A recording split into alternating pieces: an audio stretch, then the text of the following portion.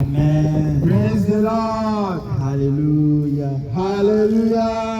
Amen. Nous Nous remercions Dieu ce matin. Dieu de bonté. Celui qui nous a tant aimés. Ce matin, tu es encore parmi les vivants. C'est une grâce pour toi. Ce n'est pas parce que tu es mieux que les autres. Ce n'est pas parce que je suis le plus fidèle. Mais c'est une grâce pour toi et moi. Et si tu es encore sur tes deux pieds, ce qui prouve que Dieu a un plan pour ta vie. Ce qui révèle que la mission que Dieu t'a confiée, la mission n'est pas encore accomplie. Ce qui fait que tu es encore en vie. La mission que Dieu veut que tu fasses sur cette terre, si le temps vient et tu as accompli la mission, Dieu va retirer ton âme. Mais puisque tu es encore en vie, Dieu continue son plan. Et la Bible dit, il n'a pas les plans de malheur pour nous, mais les plans de bonheur. Bien-aimé, peu importe ce que tu traverses, je te rassure, Jésus a de bons projets pour toi. Si tu acceptes de faire le choix de donner ta vie à Jésus, de s'accrocher à ton Créateur, j'aimerais te rassurer, toi qui entends ma voix depuis ta chambre. J'aimerais rassurer à toi qui entends ma voix au bord de la route. Ceux qui ont rencontré Jésus au temps jadis, leur histoire a changé. Ton histoire va également changer. Mais avant que cela n'arrive, tu dois faire le choix de donner ta vie à Jésus. Tu dois aimer entièrement ton Dieu. Tu dois mener la vie de sanctification. Tu dois te repentir. Tu dois abandonner le péché pour s'accrocher à Jésus. Alléluia. Tu entends ma voix? Écoute-moi. Jésus dit à ses disciples, si ton oreille droite sera une occasion de chute pour toi, alors coupe-la, car c'est mieux pour toi que tu ailles aux cieux avec une seule oreille, d'avoir plutôt les deux oreilles et aller en enfer. Il continue en disant, si l'une de tes deux mains sera une occasion de chute pour toi, ce serait mieux que tu la coupes pour que tu ailles dans le paradis. C'est mieux d'avoir les deux mains et aller en enfer. Bien-aimé, vous avez écouté ceci. Jésus dit, si l'une de tes oreilles sera un obstacle pour toi, pour ne pas aller au ciel, coupe-la. Qu'est-ce que Jésus voudrait dire?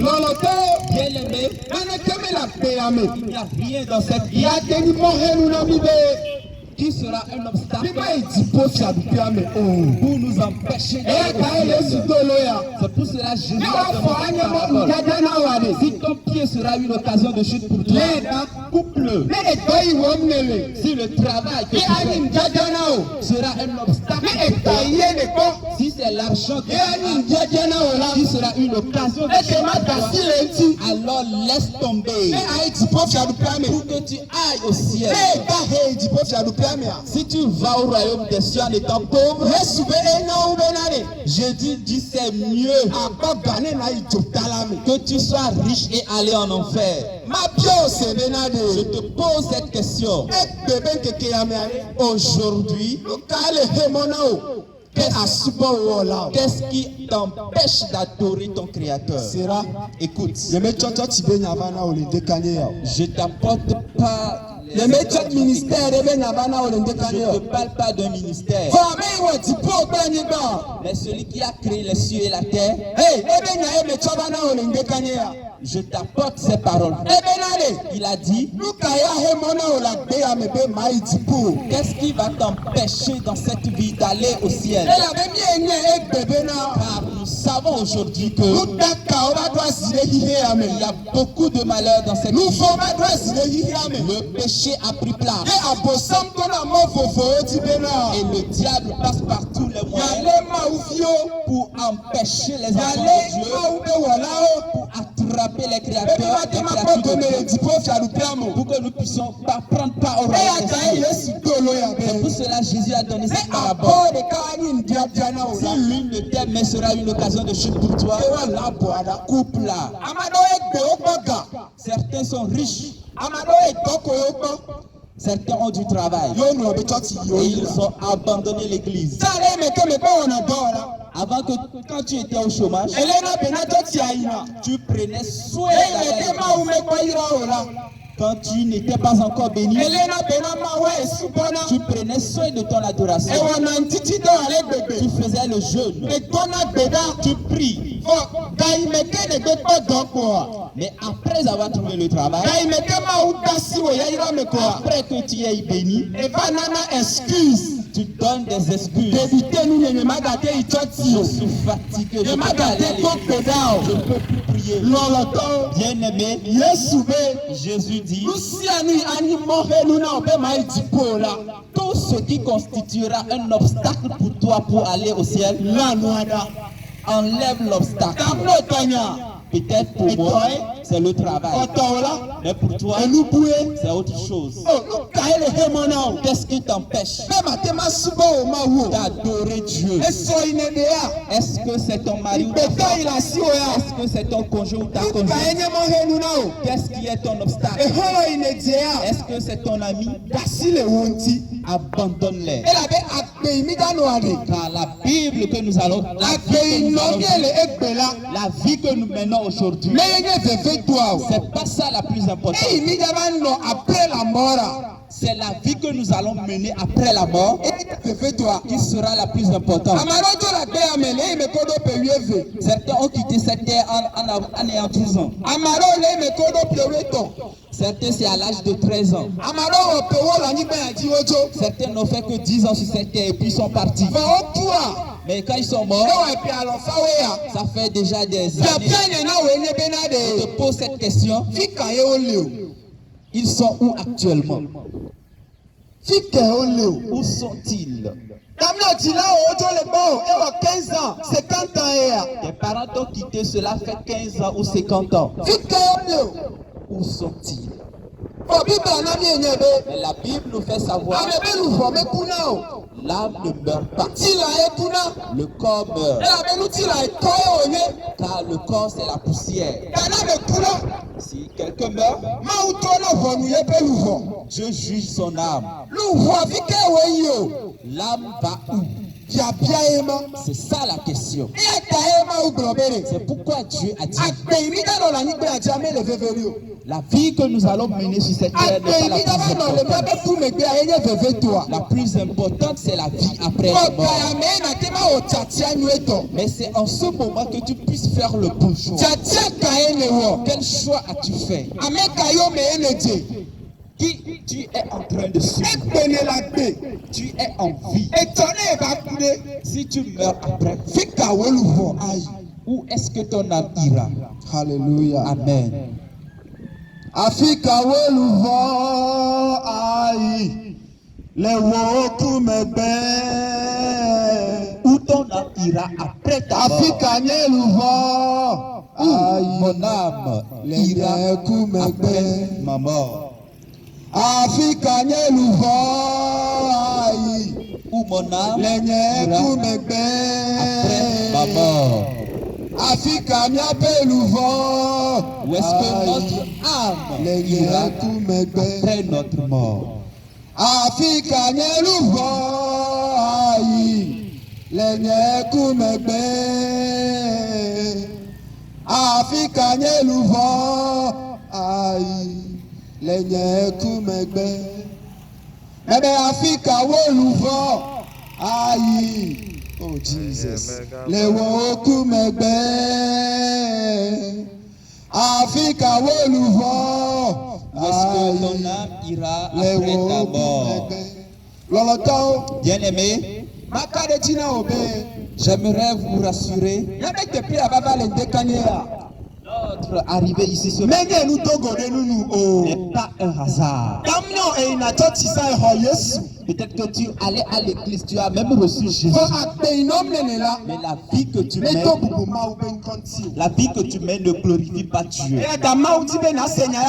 C'est pourquoi Dieu voudrait que tu entendes dans cette parole ce matin. Pour que tu te répandes. Pour que tu fasses une nouvelle alliance avec Dieu. Toi qui m'entends, tu n'as même pas encore reçu Jésus. Tu entends seulement quand on prêche de Jésus. Quand les gens parlent de Jésus, tu dis laisse-les. Jésus c'est pour les blancs. J'aimerais te rassurer que Jésus n'a pas été fait pour les blancs. Abraham a épousé une Africaine. Et cette femme a donné des enfants africains. C'est pourquoi ne dites pas que Jésus est pour les blancs. Jésus est pour les Africains. Toi qui n'as pas encore reçu Jésus, Jésus dit, il a dit à Thomas, je suis le chemin, je suis la vérité et la vie. Celui qui m'a vu a vu le Père. Alléluia. Amen. Je vais au ciel pour vous préparer une place. Après avoir préparé cette place, je vais revenir. Et si je reviens, là où je suis, je vais vous amener là-bas. Bien-aimé, si Jésus n'est pas encore revenu, ce qui prouve que la place qu'il nous prépare, la place n'est pas encore prête. Après avoir préparé cette place, la trompette va sonner. Et la Bible dit, et lorsque la trompette va sonner, Jésus va revenir dans sa grande gloire. Ton âme ira où? Au jour du jugement, où est-ce que tu seras à côté de Jésus? Est-ce à sa droite ou à sa gauche? Est-ce que tu as Jésus? Connais-tu Jésus? Est-ce que Jésus te connaît? Où est-ce que ton âme ira après ta mort? Il y a un jeune homme qui a demandé à Jésus. La Bible nous fait savoir ce jeune homme est tellement riche. Il a besoin de rien. Il a remarqué Jésus et lui a posé cette question. Seigneur, qu'est-ce que je peux faire avant d'aller au ciel? Que puis-je faire? Quelle bonne chose puis-je faire avant d'aller au ciel? Ce jeune homme pensait que si je fais le bien, je peux entrer dans le royaume des cieux. Jésus lui a répondu, respecte ses commandements. Ne tue pas, ne vole pas, ne commets pas l'impudicité.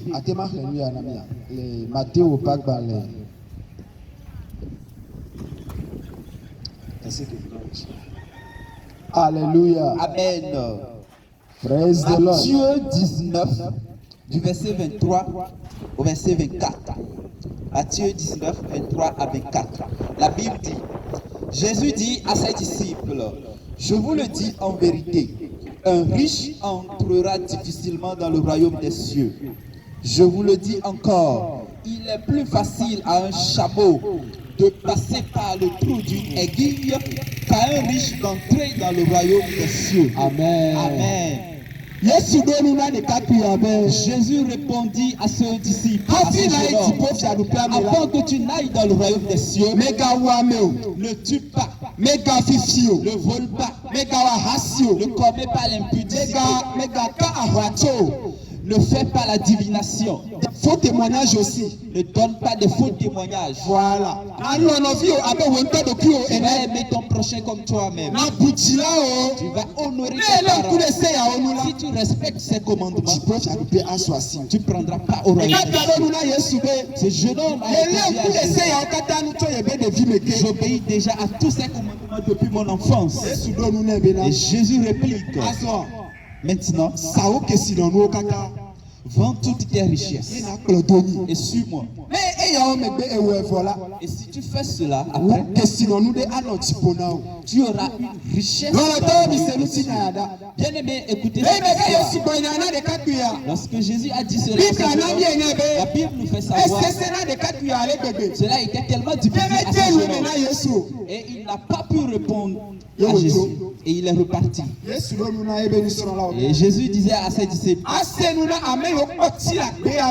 ce serait difficile pour les riches d'entrer dans le royaume des cieux. Alléluia. Amen. C'est pour cela que je disais, qu'est-ce qui peut t'empêcher d'entrer dans le royaume des cieux?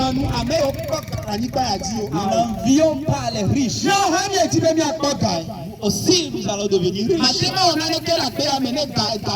Tu peux rien faire dans cette vie sans argent. Mais j'aimerais juste te dire, si c'est ta richesse qui constituera un obstacle pour toi pour entrer dans le royaume des cieux, alors abandonne ta richesse. Car certains ont eu l'argent aujourd'hui. Ils ont oublié Jésus. Ils n'arrivent plus à lire la Bible. Ils ne prient plus. Alléluia. Amen. C'est pourquoi Jésus a dit, ce serait difficile pour les riches d'entrer dans le royaume des cieux. Praise the Lord. Alléluia. Alléluia. Amen. Si cela sera difficile, que c'est ton travail qui va t'empêcher d'entrer dans le royaume des cieux, abandonne le travail. Je le répète, si c'est ta femme ou ton mari, si c'est cette dernière qui va t'empêcher d'entrer dans le royaume des cieux, abandonne cette dernière. Si c'est ton ami qui t'empêche d'adorer Dieu, si c'est ton ami, le dimanche si tu dois aller à l'église, il t'empêche d'aller à l'église. Chaque soir si tu veux aller aux prières, il t'empêche d'aller aux prières. Abandonne ses amis. Car ce serait mieux pour toi d'aller au ciel avec une seule main que d'avoir les deux mains et aller en enfer. Où est-ce que ton âme ira après ta mort? Ce que nous disons, ne parlons pas de la vie que nous menons actuellement. C'est la vie après la mort. L'apôtre Pierre a posé la question à Jésus. Praise the Lord. Alléluia. Alléluia. Alléluia. Pierre a posé la question à Jésus. Nous avons abandonné toutes choses. Nous avons abandonné nos travaux et nous t'avons suivi. Quelle récompense nous attend? Quelle récompense?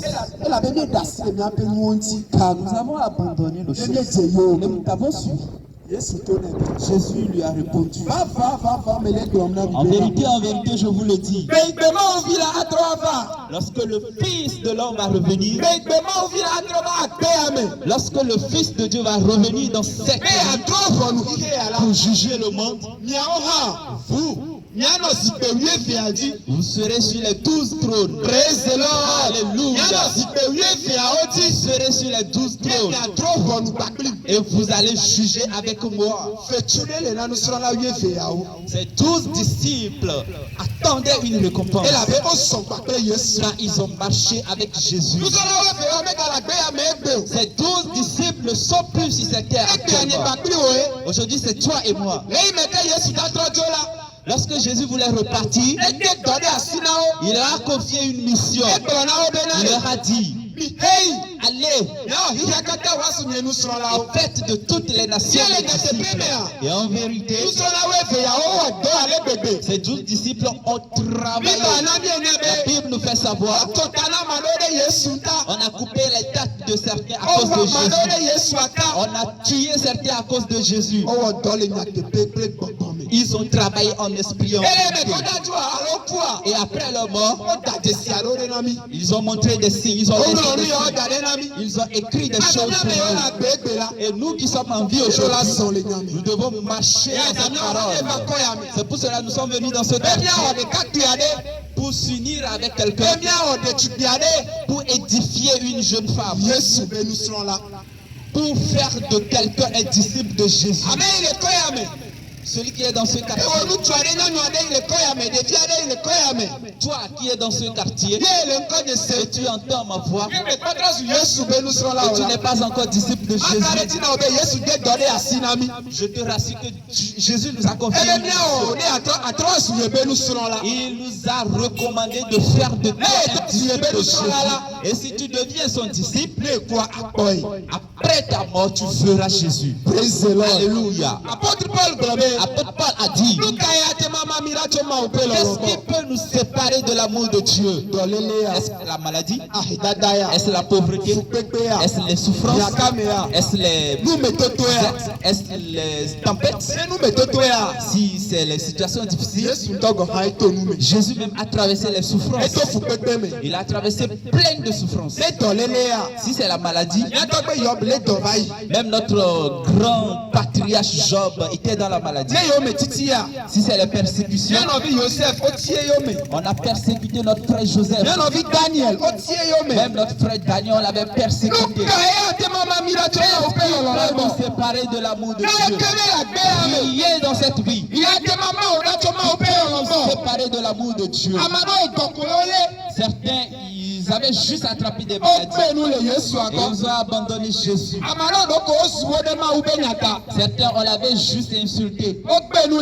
Ils ont abandonné Jésus. Qu'est-ce qui peut nous séparer de l'amour de Dieu? Rien. Si tu traverses des choses, souviens-toi que Jésus a dit à ses disciples, vous serez insultés à cause de mon nom.